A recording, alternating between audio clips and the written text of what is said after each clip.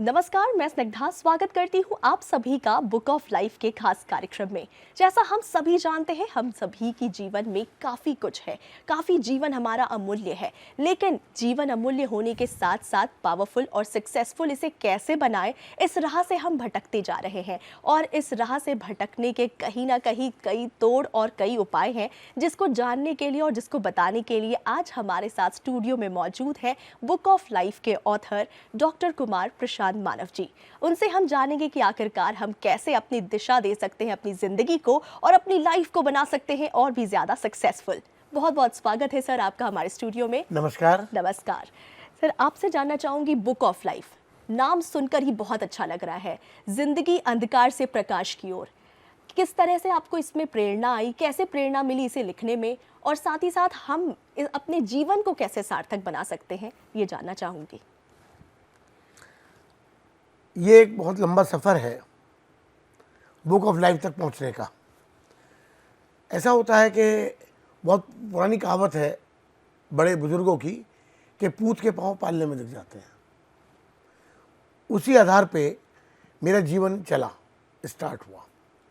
शुरू से ही जब मैं बच्चा था तभी से मेरे मस्तिष्क में, मेरे दिमाग में, मेरे दिल में कुछ समाज, मानवता, देश और व्यक्तियों के लिए हित में करने के लिए कुछ हुक, कुछ अजीब सी एक आग मेरे दिल में थी कि मैं कुछ करूं।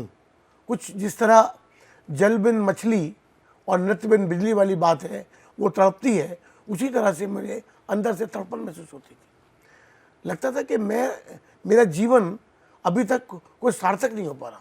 मैं कुछ देखिए, पैसा कमाना, परिवार बनाना, परिवार को का जीवन यापन करना, क्या होता है कि सुबह उठे, काम पे गए, काम किया, लंच लिया, शाम को आए, डिनर लिया, सो गए।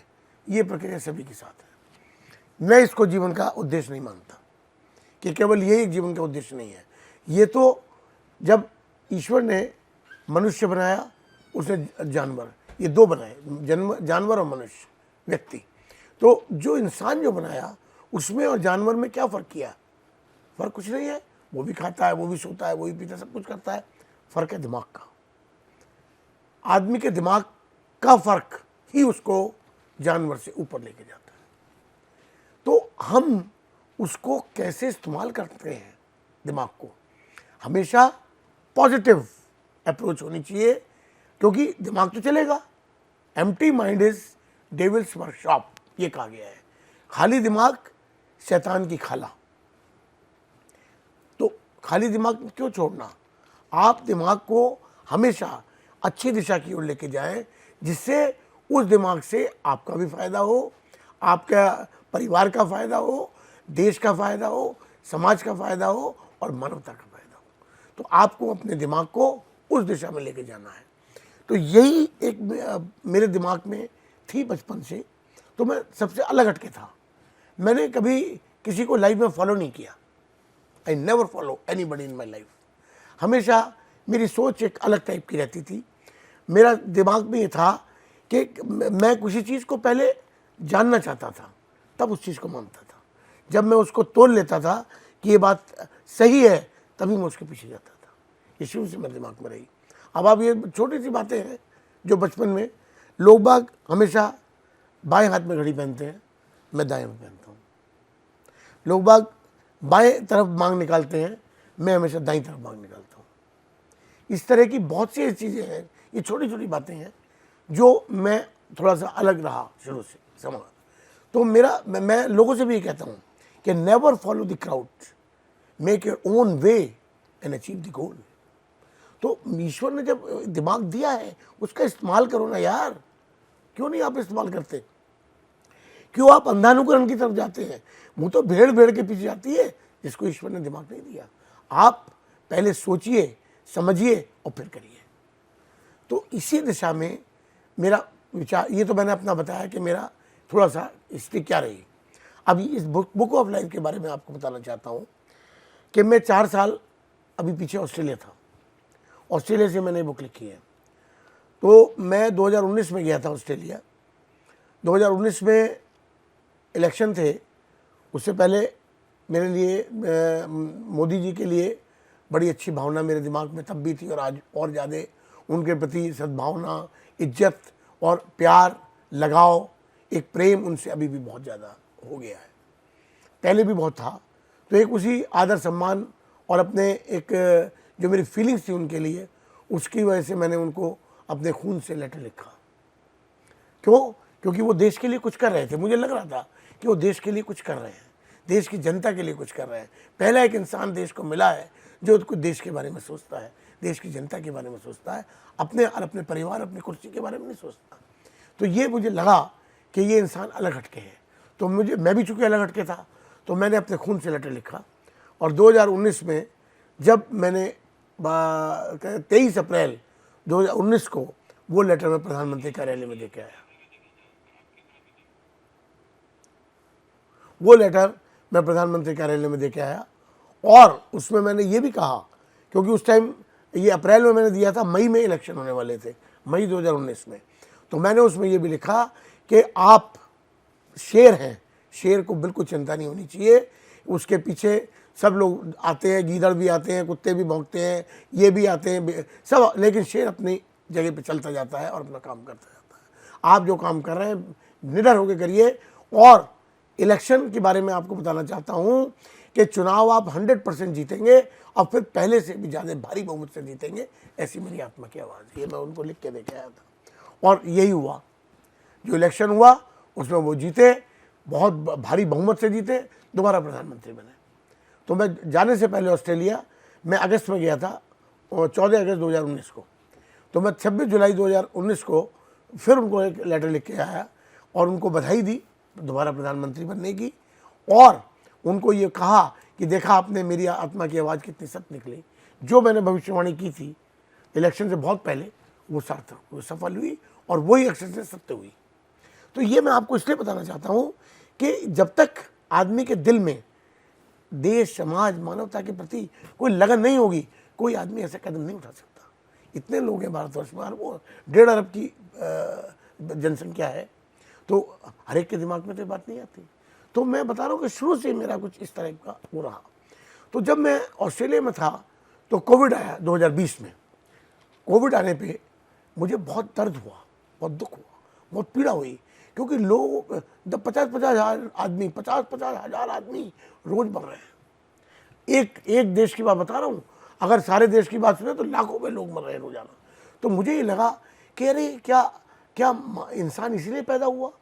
क्या मानवता का यही दुर्दशा होनी थी क्या? मतलब बड़ा अंदर से पीड़ा हुई। तो मुझे अंदर से ईश्वर ने प्रेरणा दी कि तुम लिखना शुरू करो।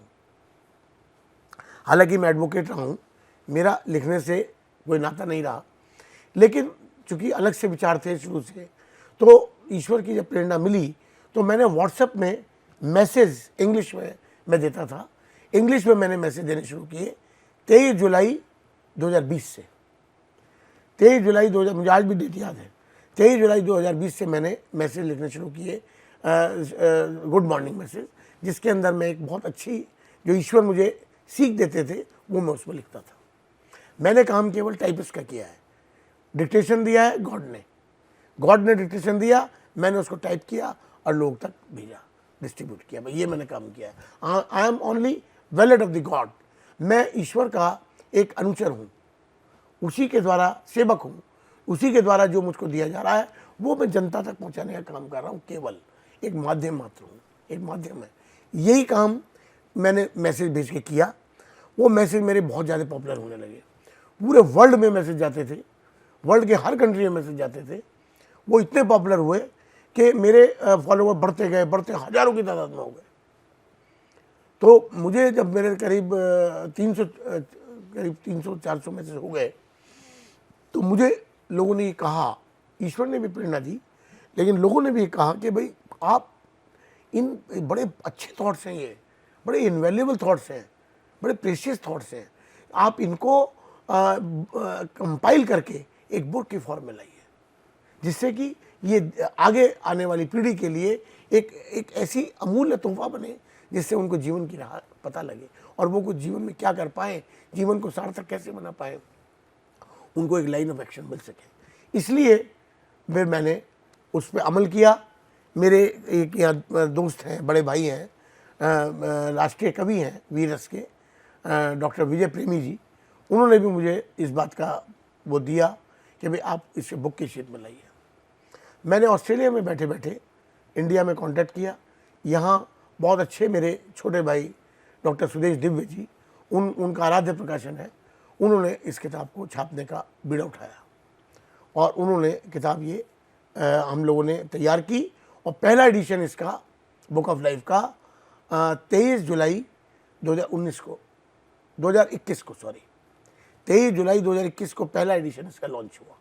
मैं ऑस्ट्रेलिया में था, मेरे पीछे जो मेरे छोटे भाई थे डॉक्टर सुरेश दिव्य जी, उन्होंने सारा बहुत सुंदर आयोजन किया, बहुत अच्छी लॉन्चिंग इसकी की और उन्होंने बड़ा बड़ा सहयोग दिया, मेरा बहुत ज़्यादा सहयोग किया इसको आगे जनता तक पहुंचाने में।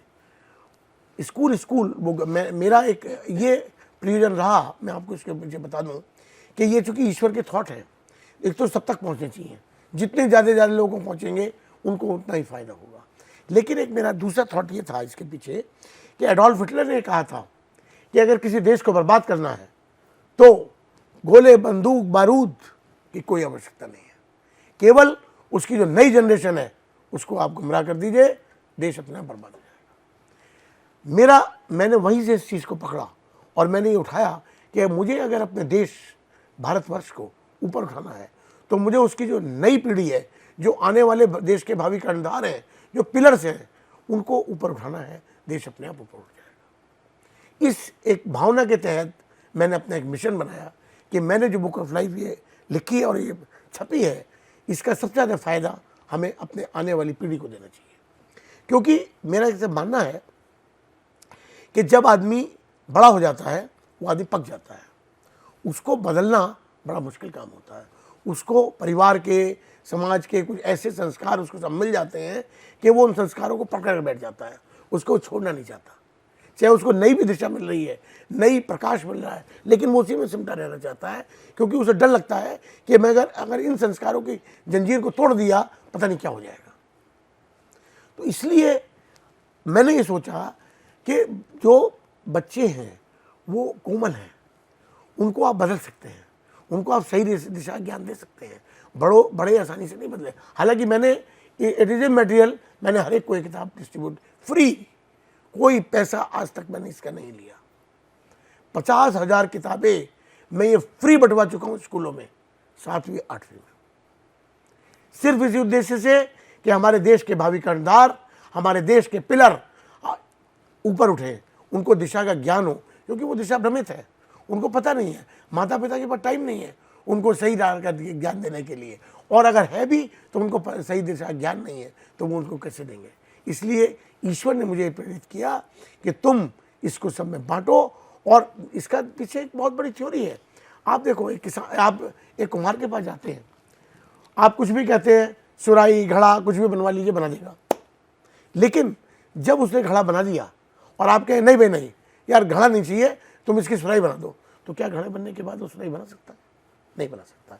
इसका मतलब ये हुआ कि जो बच्चे हैं उनको हम आसानी से बदल सकते हैं, जो बड़े हैं उनको बदलना बड़ा कठिन कार्य है। तो इसलिए मैंने संकल्प लिया और मेरी एक मिशन है ये कि जितने ज़्यादा मैं बच्चों को बदल पाऊँगा, दिशा ज्ञान दे पाऊँगा, मेरे एक जीवन का मिशन है और अंतिम सांस तक मैं इस मिशन को पूरा करने की कोशिश करूँगा। तो बुक ऑफ लाइफ की मैंने आपको इतिहास बताया कि इसलिए इसकी प्रेरणा हुई। फिर उसके बाद चूँकि मेरे थॉट बढ़ते गए, मेरे थॉट तो लगातार चल रहे हैं। आज मेरे थॉट जो हैं, जब से मैं इंडिया आया हूँ 17 अप्रैल 2023 से, तब से ये मेरे थॉट आने बंद हो गए, क्योंकि मुझे आने के बाद में इतना व्यस्त हो गया कि ना मैं लिख पाया, और फिर हज़ारों की तादाद में इसको शेयर करना बड़ा मुश्किल काम था तो मुझे टाइम नहीं मिल पाया।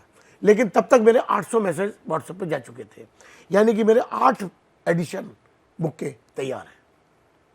उसमें हर बुक में 100 थॉट्स को कंपाइल करके एक बुक बनी है।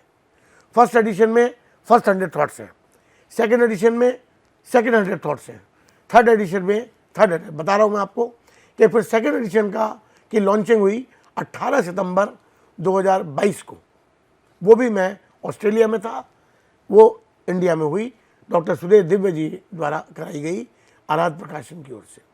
बहुत बड़ा कार्यक्रम हुआ, क्योंकि मेरी और मोदी जी की जन्मतिथि एक ही है, हम दोनों की बर्थडे एक है, तो उन्होंने हम दोनों की बर्थडे भी सेलिब्रेट की वहाँ, और केक भी कटवाया और इस किताब की लॉन्चिंग हुई। फिर उसके बाद मैं इंडिया आया 17 अप्रैल 2023 को, तो 30 अप्रैल 2023 को इसकी थर्ड वॉल्यूम जो आपके सामने रखा है, सेकंड और थर्ड दोनों रखे हैं आपके पास, इसकी लॉन्चिंग हुई। और ये किताब आगे दिन पे दिन बढ़ती जा रही है, दिन पे दिन आप ये देखिए ये सफ़र कहाँ से शुरू हुआ और कहाँ तक चल रहा है। मैं तो अकेला ही चला था जानिबे मंजिल मगर, मैं तो अकेला ही चला था जानिबे मंजिल मगर, लोग मिलते गए कारवां बनता गया। मैं अकेला था जब मैंने ये मैसेज देने शुरू किए। बुक ऑफ लाइफ आज 50,000 से ज़्यादा परिवार मेरे साथ है, कितना बड़ा ये सफ़र है, लेकिन फिर भी मुझे कोई गम नहीं है। मंजिल मिले ना मिले कोई गम नहीं, मंजिल मिले ना मिले कोई गम नहीं, मंजिल की जुस्तजू में मेरा कारवां तो है।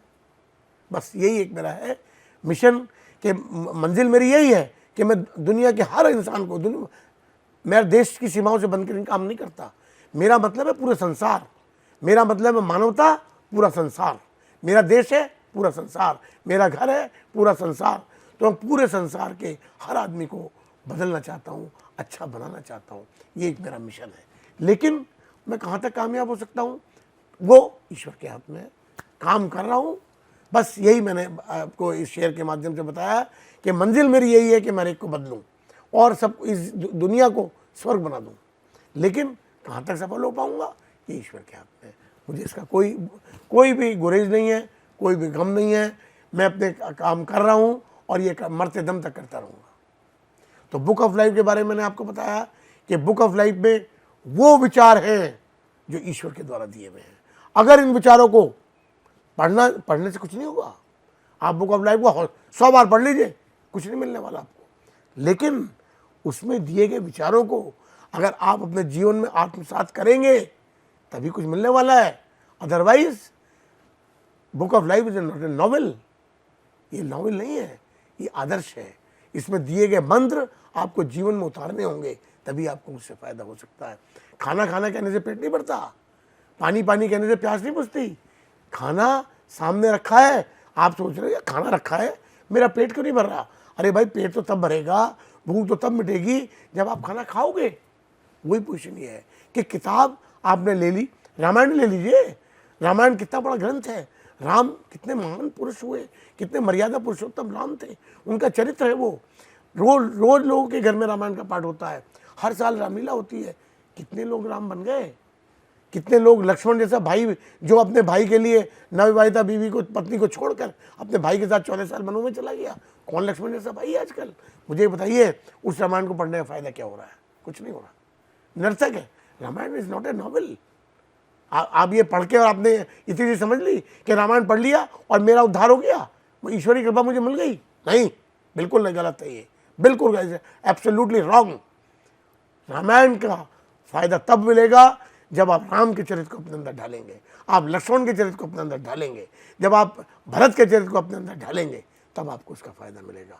पढ़ना कुछ नहीं, यही पोजीशन बुक ऑफ लाइफ की है। इसमें दिए गए जो विचार अगर आप अपने जीवन में उतारेंगे तभी आपको कुछ फायदा हो सकता है, अदरवाइज नहीं हो सकता।